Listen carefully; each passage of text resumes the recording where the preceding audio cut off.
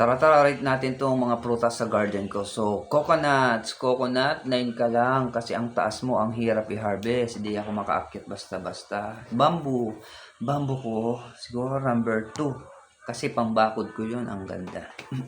Ano to? Strawberry, so hindi ko masyadong tinatanim yan. So, 8 ka sa akin. Ay, 7 na nga. Mango to. Gusto ko to kasi makulay to sa garden. So, siguro 3, tsaka nalaki to yung gaganon yung laki.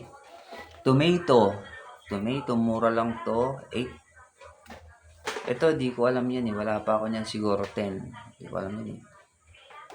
Itong bulaklak, wala din ako niyan. Siguro mga 6. Apple. So, apple, siguro 5 kasi maganda siyang harvest. Mababa lang. Carrot, 4.